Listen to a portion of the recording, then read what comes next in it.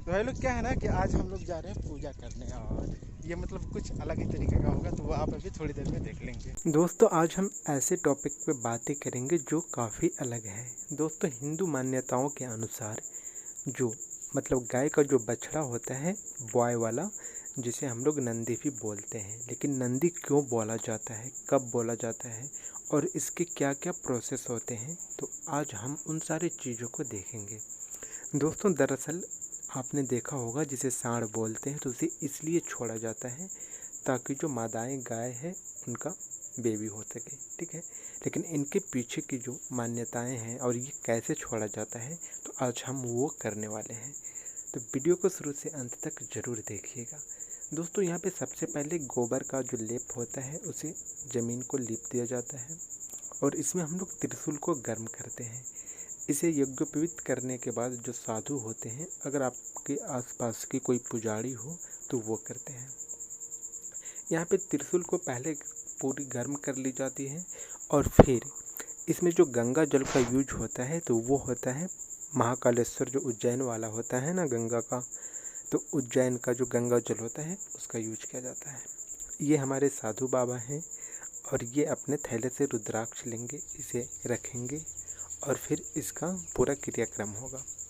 तो ऐसा इसलिए होता है ना कि आपने कभी कभी देखा होगा कि रोड पे ऐसे सांड घूम रहे हैं, तो इसका मतलब इसमें त्रिशूल होता है एक लोहे का, उसे इसके पीछे थाई पे चिपका दिया जाता है, और फिर ये मतलब इसे खोला छोड़ दिया जाता है। ये निशान इसलिए लगाया जाता है ताकि इसे कोई पकड़ कर बांध दे नहीं। इसका क्रिया कुछ इस तरह होता है कि इसमें सबसे पहले आप इसे, जो लाल कलर का होता है वस्त्र, आप इसके ऊपर कवर करना होता है। कवर करने के बाद इसकी पूजा की जाती है, ठीक है। तो अभी हम इसे कवर कर रहे हैं, और यहाँ हमारे आसपास के काफ़ी बच्चे देखने आए हैं, और मुझे लगता है कि हमारे मतलब इन चीज़ों के बारे में बहुतों को, हमारे जनरेशन के लोगों को पता नहीं होता है। तो यहाँ पे सबसे पहले एक दूसरी बात ये होती है कि जैसे कोई गाय बच्चा देती है या मादा देती है, तो उनके मांग में या फिर उनके माथे में सिंदूर को लगाया जाता है। दरअसल ये काम विवाहित पुरुष करते हैं या विवाहित महिला, ठीक है। अब जैसे कि इसे जब छोड़ा जाता है नंदी बाबा का अवतार बनाकर, तो इसको सबसे पहले सिंदूर लगाया जाता है माथे पे, फिर कुछ कुछ जो फूल होते हैं, प्रसाद होते हैं, ये उन्हें खिलाया जाता है, और फिर अगरबत्ती और दीप धूप जलाकर इन्हें पूजा किया जाता है, और सारी क्रियाएं होने के बाद त्रिशूल का निशान लगाया जाता है।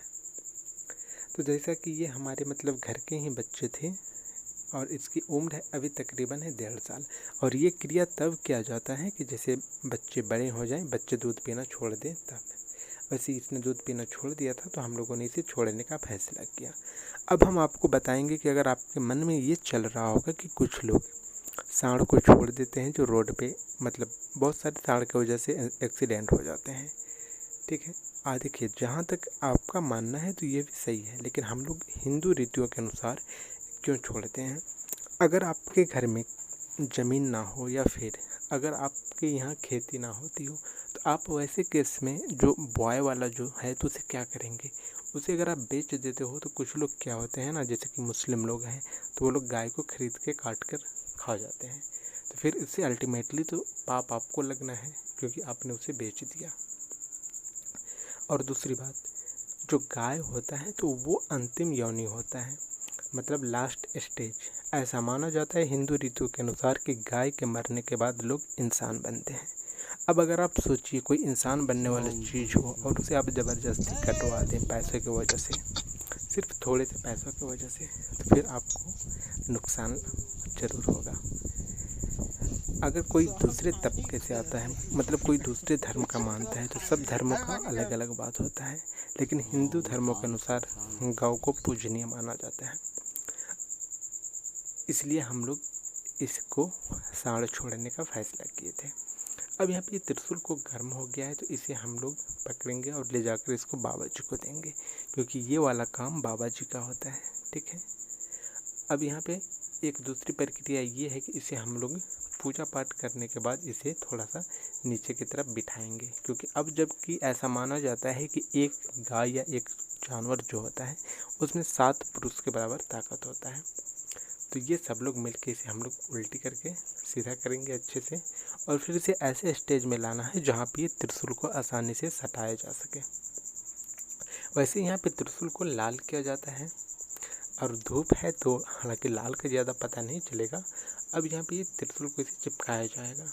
हालांकि ये एक दर्दनाक प्रक्रिया है, लेकिन इसके बाद का जो स्टेज होता है उसमें ये होता है कि इसे हमेशा के लिए खुला छोड़ दिया जाता है, जिससे ये जहाँ जाना चाहें वहाँ जाते हैं और आसानी से खा लेते हैं कुछ भी। अब जहाँ तक आपको लगता होगा कि ये फसल भी बर्बाद करते हैं, तो वैसा नहीं है। ये फसल बर्बाद बिल्कुल भी नहीं करते हैं।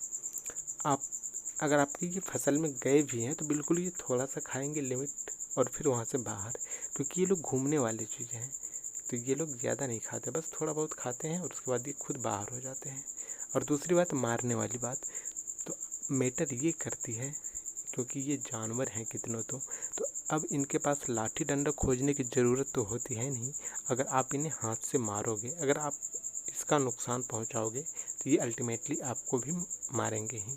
मतलब रिटेलिएट करना सबके मतलब एक कहने की रिस्पॉन्सिबिलिटी बन जाती है। दोस्तों, यहाँ पे हमारी पूजा का प्रक्रिया पूरा हो चुका है। अब हम बच्चों के साथ प्रसाद को वितरण करेंगे। ठीक है, ये बाकी हमारे जितने भी बच्चे हैं, आप इनमें से बहुतों को जानते होंगे। हमारे जो कैमरामैन हैं तो वो हैं भोला श्री, हमारे जो चाचा भी लगते हैं, और बाकी ये हमारे गांव के कुछ बच्चे हैं और कुछ बुजुर्ग लोग भी हैं। हमने काफ़ी इसे एंजॉय भी किया। हालांकि ये प्रक्रिया जो भी था, ये हमारे साधु बाबा हैं। ये प्रक्रिया पूर्ण होने के दौरान हम साधु बाबा को जो दक्षिणा होता है वो दक्षिणा दे देते हैं, और उसके बाद इन्हें भोजन करा के प्रणाम करके फिर इन्हें हम लोग विदा कर देते हैं। दोस्तों, ये हमारे साधु बाबा हैं।